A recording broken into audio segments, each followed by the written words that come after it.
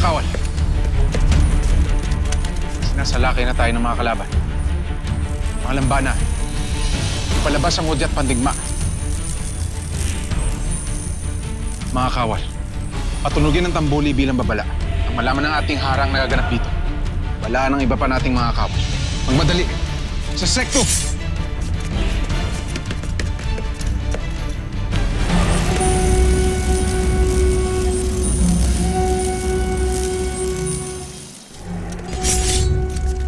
Tunog ng babala.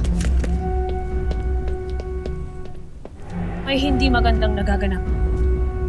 Nilulusob ang ni Reo. Mas na, Maika. Puntahan natin ang ating grupo. Handa na sila. Tayo na, Rama.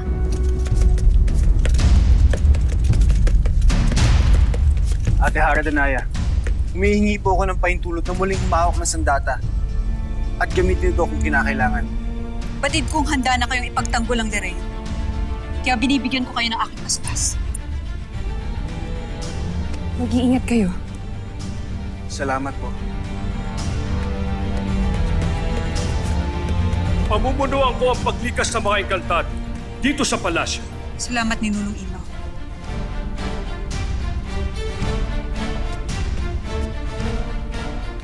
Kung totoo ang nilulusob na tayo, batid niyo na siguro kung sino ang ating kakalaban.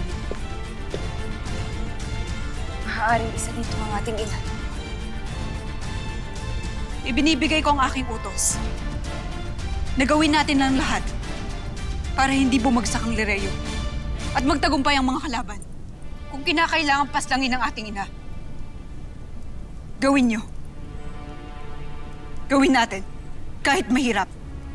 Dahil hindi lang tayo anak ng dating reyna, kundi anak rin tayo ng Lireo at ng Encantadia. Kaya gawin natin ang lahat upang ipagtanggol ito. Maliwanag? Maliwanag. Maliwanag. Pangalagaan ng trono.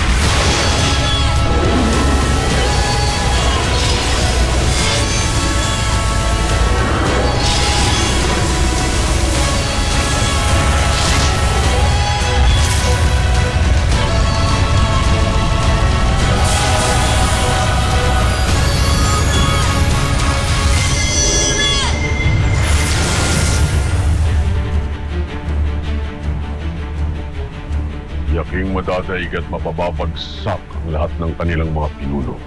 Kailangan bumagsak ngayon ng Lireo bago magdilim. Nea, Dora, alam na ninyo kung saan ang inyong patutunguhan.